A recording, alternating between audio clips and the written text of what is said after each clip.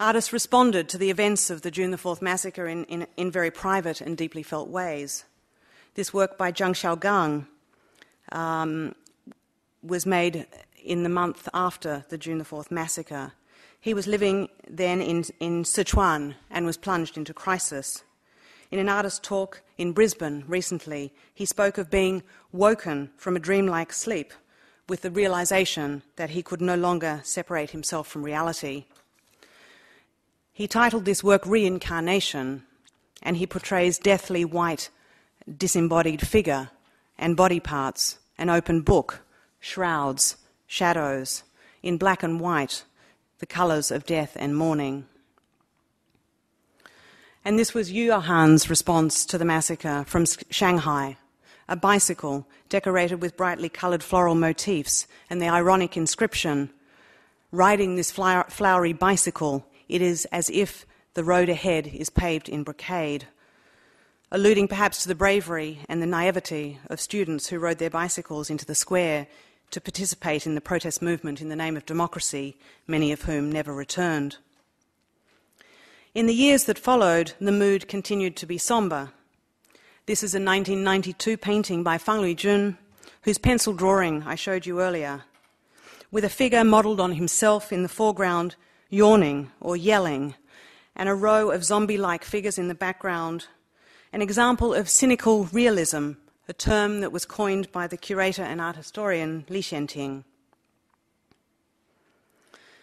In this work by Zhang Huan from 1994, a performance that was filmed and photographed, the focus is on the body, the environment, and human endurance. On a hot afternoon, the artist sat naked in a public toilet in the East Village, an artist colony or artist area. He smeared himself in honey and fish oil. After 2 hours, he then walked into a polluted pond, leaving the flies to fight for their lives. More shocking is Siamese Twins from 2000 by Sun Yuan and Peng Yu. It was included in an exhibition titled Fuck Off, curated by Ai Weiwei and Feng Boyi in 2000 and timed to coincide with the first Shanghai Biennale held at the Shanghai Art Museum. Peng Yu and Sun Yuan, who can be seen in the background of this photograph, created a number of works in this vein. The previous year, Sun Yuan had exhibited a tiny fetus on a bed of ice in an exhibition called PostSense Sensibility, Alien Bodies and Delusion. The artist and critic Zhou Zhijie described post-sensibility as revenge without pain, or a kind of feeling without a subject. The works intended to shock audiences were inspired by the Sensation exhibition of young British artists, which first took place in 1997 at the Royal Academy in London. A feeling of shock and powerlessness about the rapidity of urban change has inspired the work of Zhang Dali. In the late 1990s and early 2000s, Zhang painted profiles of himself all over Beijing on buildings that were identified for demolition. The violence and pathos of this image, with the tiles of the roof of an imperial building visible beyond, and the personal marking of his own by graffiti, represents a desperate attempt to remember the past and draw attention to its passing. Yang Fudong, who created this work, is one of China's leading film and video artists. This is one of 3 photographs from a series titled The First Intellectual. It was also included in the Fuck Off exhibition in 2000. In this disjointed narrative work, a well-dressed urban intellectual has been wounded, presumably struck by a falling brick. He wants to respond, but does not know who or what to vent his anger at. The work suggests the alienation of urban intellectuals, confused and powerless in a rapidly changing society. And finally, we're back to 2008 and the Beijing Olympics, a showcase for China's sporting elite, but also for some of her most internationally acclaimed creative figures, notably Ai Weiwei, who created the Fuck Off exhibition, who has been described as the architectural curator of the Bird's Nest Stadium that you see here, and Cai Guoqiang, mentioned by Jeremy, the director of visual and special effects for the opening and closing ceremonies. Ai Weiwei was included in the Stars exhibition that I mentioned in 1979 and 1980 and moved to the USA in 1981, where he lived for more than a decade. He was one of the first Chinese to leave China, and then he was one of the first to return in 1993. Cai Guoqiang, on the other hand, left China in 1986. He lived in Japan until 1995 and thereafter in New York. He now divides his time between Beijing and New York. He came to international attention through his projects for extraterrestrials using gunpowder in order, and these are the words from his website, to foster spontaneity and to confront the suppression that he felt from the controlled artistic tradition and social climate in China at the time. A Cai Guoqiang retrospective was held at the Guggenheim Museum in New York in February 2008, and then travelled with some modifications to the National Art Museum of China in Beijing in August at the time of the Olympics. Over the last 2 years, remarkable prizes have been realised for works by artists such as Cai Guoqiang, Zhang Xiaogang, Fang Lijun, and Yue Minjun, who's pictured here on the front cover of Our Good Weekend magazine in July 2008. It has mostly been European and American collectors, dealers and investors, and museums buying the works. A small percentage of the collectors have been Chinese speculators who quickly left the market as soon as it began to contract. Those artists who've made big money have invested it in real estate, in luxury cars, in restaurants and hotels. This is a view of Yue Minjun's compound in Beijing, designed like a courtyard house with high walls containing a huge studio, living space, gardens, gallery and reception area. And this is his studio, giving you an idea of the scale of the building and also of the paintings. In October 2007, this work by Yue Minjun, titled Execution, was sold by Sotheby's for $6 million. Yue had sold the painting first in 1995. What are we to make of its subject? A mock execution with those in the firing line wearing only underpants and fixed, smiling faces, and its apparent reference to Goya's the 3rd of May 1808, the execution of the defenders of Madrid. When asked about the reference to Tiananmen Square and the June the 4th massacre, Yue denied that he was criticising the government and said, and I quote, "The laughs illustrate my deep feelings. One might be very happy now, but always unsure of what's going to happen next. I was trying to express the confusion over what I see." And this, the last work that I'll show you, is a recent installation by the same artist, Yue Minjun, exhibited at the Shanghai Biennale late last year, comprising 41 dinosaurs, sporting Yue Minjun's signature laughing face. The longest is 31 metres. The installation was received by visitors to the gallery as a bit of light-hearted fun, like something that you might find in a theme park, and was a chosen backdrop for many commemorative photographs. So I'm going to leave the historical overview here in late 2008 and hand over to Jeremy for more of his views on the rise of contemporary Chinese art before coming back and sharing with you some speculative remarks on the future. Thank you.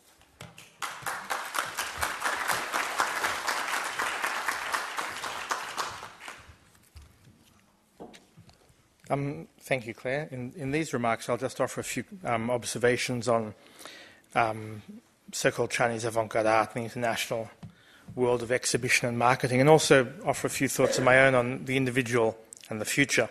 I'd remark that Yue Minjun's work is also eagerly sought after by non-Western collectors and non-Chinese collectors. I have a friend whose Indonesian name is Buditek, and his Chinese name is Yudoyao. A trader in teaks and hardwoods who grew up in Indonesia. He's bought tens of millions of dollars worth of Yue Minjun's works. He has, according to his colleagues and friends, spent $4 billion on Chinese artwork in the last 5 years and has been one of the key figures in creating the international bubble of Chinese art. He, when I saw him in March at the Baiziwan, that's a new artistic creative zone in Beijing, we were chatting and I asked him, why do you buy so much of this? And most of it's absolute rubbish. It won't hold value at all. Some of it's fascinating, but we'll see over time what is of value and of interest. He said, well, you know, I want to buy enough to build a large studio. I'm going to create a massive museum here in Beijing, and I want to leave something for my children. I want to leave them a heritage. And I'm going to buy into China. So he's buying into China. He's a patriot. He wants to be part of the, he trades in China, makes a fortune. And so he's buying into what the authorities also themselves have begun to tax as a creative, part of the creative industries of China. And I said to him, but surely there's so much extraordinary traditional Chinese artwork, amazing calligraphy, true old masters who grow for a fraction of this money. And you can buy, incredible works from anything from Ming, Qing dynasties or whatever. And he said, oh, I don't understand that stuff. That's too complicated. And I said, you get this stuff. I say that because 20 years ago, I wrote a piece for a friend in Hong Kong, the Han Art Studio, which is one of the first buyers of mainland Chinese art, run by Johnson Zhang, who was the first big trader in contemporary Chinese art in the early 1990s.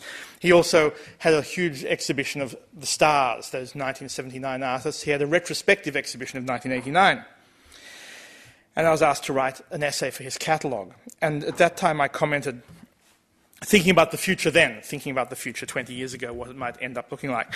And I wrote, what perspective does the cultural scene in China allow us today? And this was writing in November 1988.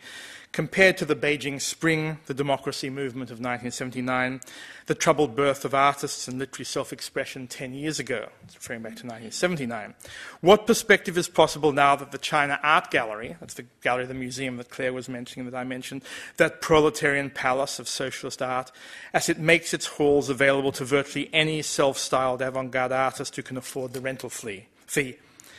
The end result of China's economic reform and open door may well be the creation of a new kind of avant-garde, an art to order, dissent on tap. And one of the things we have to remember as we look at the boom in Chinese art in the last 10 years in particular in the international scene, and among people like Buditek, is that it is the repressive state, it is the one-party state that has learnt a complex and evolved a complex relationship with its own non-official artists through repression, through freedom, through negotiation, through dialogue, that has created the backdrop for the international success of Chinese art. Their factors are numerous. They go far beyond a simple talk like this today. But one key factor is the fact that China maintains a one-party state that allows enough repression to give artists like Yue Minjun a type of cultural cachet and validity that in another artistic market they simply wouldn't have. Yue Minjun's art, to my eyes, is just rubbish, of no great interest whatsoever. But A Massacre in Beijing and his oblique references to murder, death, possibility, and uncertainty give his type of artlessness a cachet and a cultural power that otherwise in other realms it simply wouldn't have. So I think it's important to remember that as we think not of all the art. Much of the art I think is really fascinating in other ways, but it's important to remember this political dimension. And in that context I'd remark on an essay that was published last year in New York when that Cai Guoqiang retrospective exhibition was put on at the Guggenheim in early 2008. A writer for the New Republic by the name of Jed Pearl, a very well-known art critic, had the temerity among Western critics to actually question the value of Cai Guoqiang's work, its validity, and the relevance of having such a major exhibition at an exhibition space like the Guggenheim. He dared speak truth to the market. People were affronted that this outsider critic, a non-China specialist, what does he know, how dare he comment? Except it's okay if international critics are praiseful of Chinese art, but if they're critical of it, they somehow don't understand, they lack insider knowledge and awareness. Jed Pearl, and I'd encourage you to read his essay, it was called Mao Crazy, published in the New Republic in July 2008. It's very funny, and to my mind, being a person who's observed Chinese art for 35 years, incredibly perceptive. He remarked on the tulip mania-like frenzy that has seen ridiculously inflated reputations and prices reach dizzying heights on the international art bourse. Pearl himself was also boorish enough to reflect on the compromised morality of those on what I would call on the lowdown in China. On the lowdown is an African-American expression meaning straight men who go looking for gay sex. Others, like myself, were intrigued that a non-specialist critic finally had the gumption to comment on the chairman's new clothes, an expression taken from my mentor, Simon Leys, who wrote a book called The Chairman's New Clothes 35 years ago. Departing somewhat from his brief as an art critic, Pearl remarked that the nature and content some of the most popular artwork from mainland China expresses compels one to engage in a political analysis. And this is something that very few critics of contemporary Chinese art do. Much of the work, he observed, was powered by a startling and completely delusionary infatuation with Mao Zedong and the Cultural Revolution. This is more sinister than anything we have seen in the already fairly astonishing annals of radical chic. And I think it's fascinating that one should reflect and be able to reflect on the constant, complex and disturbing political dimensions of contemporary Chinese art that's sold internationally, now also popular in China within limited venues, and is also part and parcel of the Chinese official state taxation system. The Chinese authorities in the last 15 years have learned not to repress Chinese art, avant-garde artists, but to tax them. And again, being one of the people who first in the mid-1980s said this is the way that Chinese art will go, sooner or later the state, if it evolves cleverly, and I used a paradigm first developed by a Hungarian dissident, Miklos Haradzi, to talk about velvet prisons, and he said, if the more talented and flexible the state, the more pleasurably it can suck the dissident's vital fluids into the organism of state culture.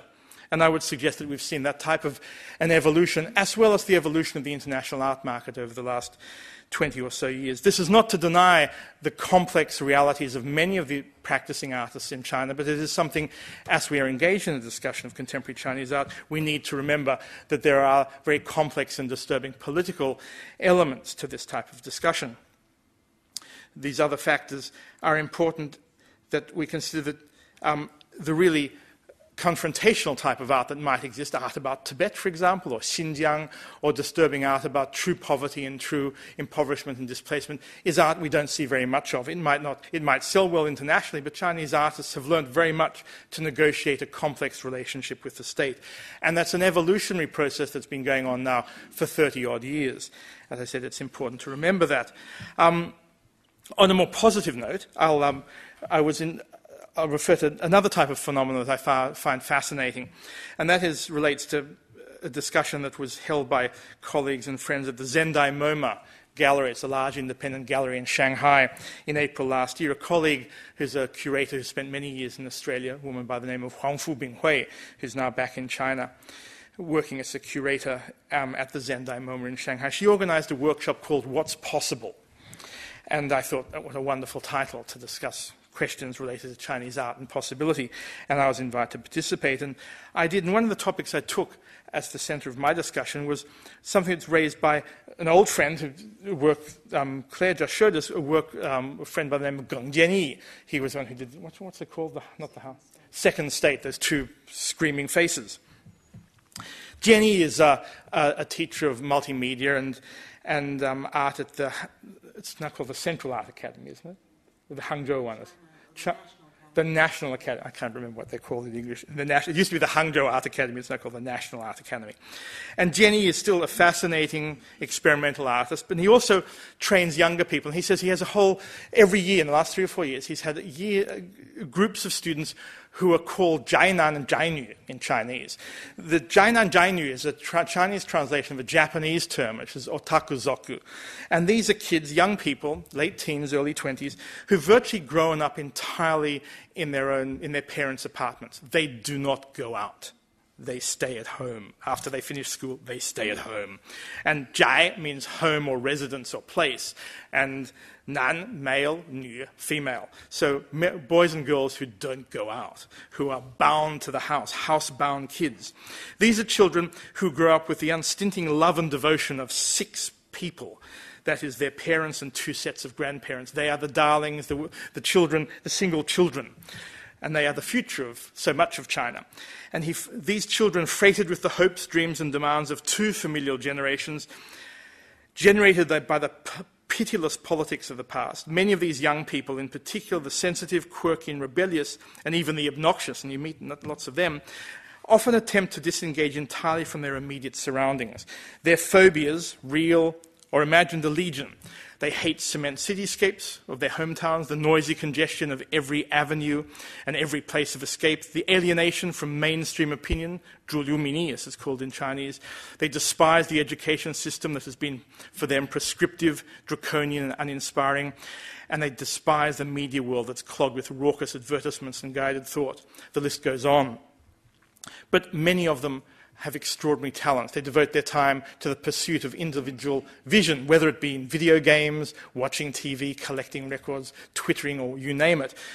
But quite a few of them also pursue an individual artistic vision.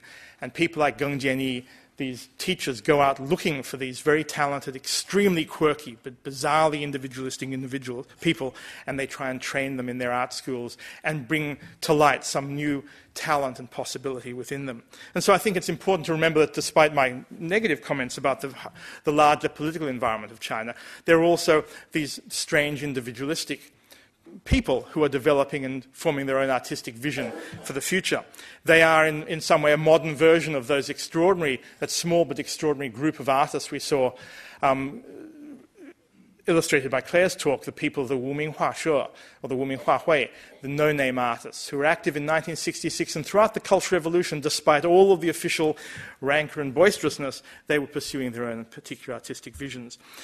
In concluding my comments at that What's Possible workshop, I said that it's also very difficult to discuss such a topic in China, because I would venture that despite one's best efforts, it is nearly nigh on impossible to calculate what would really be possible in a cultural and intellectual environment like that of China, because circumspection and self-policing are the norm. That is not to say that there are not many who think as freely as possible, and they've created in unfettered ways their own vision in recent years. But I would suggest that we do not and we cannot know what other creative possibilities would result in if any and all that could be imagined were present in the lived realities of China today. Similarly, the lack of an open and self-reflective public media and critical environment has an impact on Chinese art that we cannot understand or appreciate simply because it's there. The censorship, the self-censorship, the constant mediated opinion is something that limits possibility at every turn. No matter how free the exchange of Chinese art and artists is on the international bourse, back at home, those restrictions, complex and subtle they may be, are real, and they do stymie a type of creativity that we will possibly not know for some long time. Meanwhile, there are these Jainan and Jainu and other types of creative individuals in the provincial cities and towns of China, some in Beijing, not many, most of them are elsewhere in this vast and complex country, who are, dare say, pursuing individualistic and particular artistic visions that we may not know of for many decades, just as we did not know of the artistic activities of the Wuming artists, the no-name artists, until some 30, 40 years after they were first engaged in artistic pursuits. Thank you.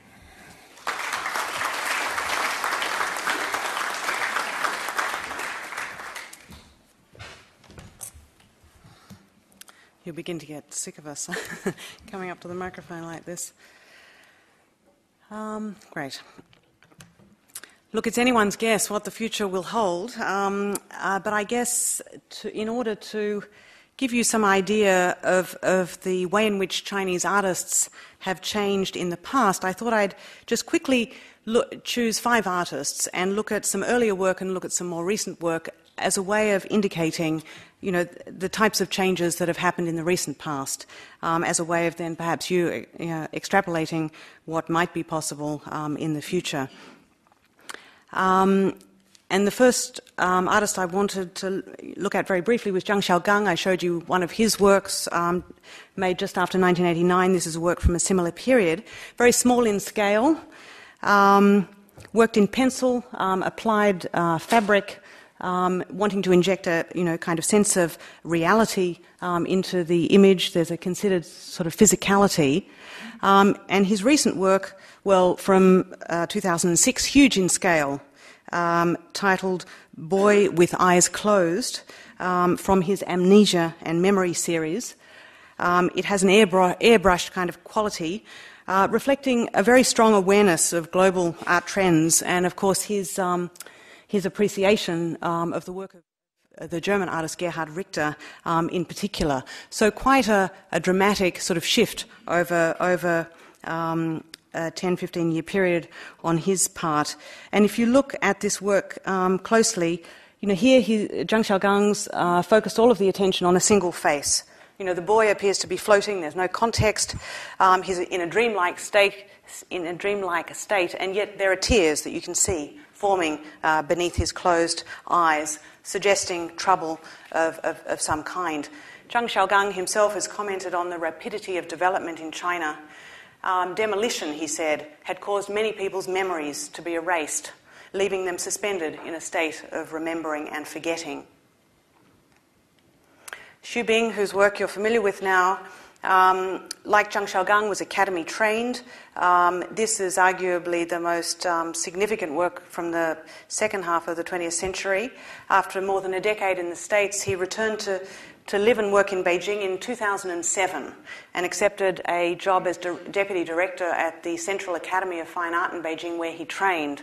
So quite an interesting example of an artist who's left China and then been lured back. While he was in the States, Xu Bing created many language-based works, but working with English rather than Chinese. None of them nearly as successful as this work, Book from the Sky. These are some icons that are from his new work titled Book from the Ground, which was displayed at the Museum of Modern Art in New York. Not in this form, I couldn't get an image of it, but these are some of the internationally accepted icons that we're all familiar with, which he creates a language out of. In commenting on his move back to China in 2000, Xu Bing said, "There are things here," meaning China, "that don't exist within the Western realm, which is what causes me to appreciate what we have experienced in this country. We must face our own past. You cannot be in complete denial about what has happened. If we deny things completely, then we have nothing." So there is this sense of a need for people, particularly those whose work is strongly based in language, to return to China and to contribute what they've learnt from their stints overseas, but also to create new work that relates to the new situation that they find themselves in China. I wanted to get a woman in here, and this is the work of Chen Haiyan, who's a printmaker from Hangzhou, and this is from one of her Dream series in 1986. An interest in the subconscious. She'd read Jung and Freud, but really her interest in dreams is a desire on her part to have total control of her own creative expression and constructing a self-contained and self-referential world in which she doesn't need to rely on external society for any of her creative input. And these are some of her recent works. She's someone who's never left China. She hasn't lived for an extended period overseas. You can see that text is a big part of her work. She records her dreams every morning or whenever she's had them in image and text. And so she is not one of the artists whose work has been informed by the Western art market at all. I'm showing you work by her just to show that there is such a huge diversity of practice that is happening and contemporary practice. So here she's moved from woodblock prints to carving directly into the wood itself. These are large-scale panels that can be installed on the gallery walls. Shin Shall Men, who spent 10 years in Australia. This is an early print that he made in 1986. He was a professional artist with a strong reputation in China, and then spent 10 difficult years in Australia, never mastered English, never was able to crack the art scene in Australia, suffered from what the critic Wu Hong has called aphasia, an inability, to speak, an inability to communicate in English. So the 10 years he spent here, he was a house painter, he did all sorts of odd jobs, didn't do anything artistically, but after he went back from China, he's had this amazing transformation and has done, well, I'm not particularly fond of the work, but I'm showing it to you just as an example of the transformation that's happened, creating these installations, using animal bones and ground bones that are reconstituted to create these very strange creatures, otherworldly creatures. And finally, Xian, who also has an Australian connection. He's someone who came to Australia in 1989 as a refugee. He created this work in 1986 in China, an oil-painted work, and it's called Zhui Anquan, beware of your safety. And he's was regarded as a dissident artist. He was self-taught. He was under constant surveillance, in the late 1980s, and that was one of his reasons for wanting to leave China at the time. He came to Sydney. He's still living here. His family's here, but he goes back to China and creates works like this. You might have seen his porcelain body casts or a carved lacquer body cast. There are examples in the collection of the National Gallery of Victoria and many other state museums. This is one of his very recent works called Metaphysica. It's cast in bronze, originally from a body cast, where he's brought together life casts and these found objects, fake objects that he's found in markets in China, to create contemplative works that are quietly moving forward, aesthetically and in artistic terms, but with an acknowledgement of what has come before and what has been lost and what has been changed and remade. I mean, very much like his own life, which is divided between Sydney and Beijing.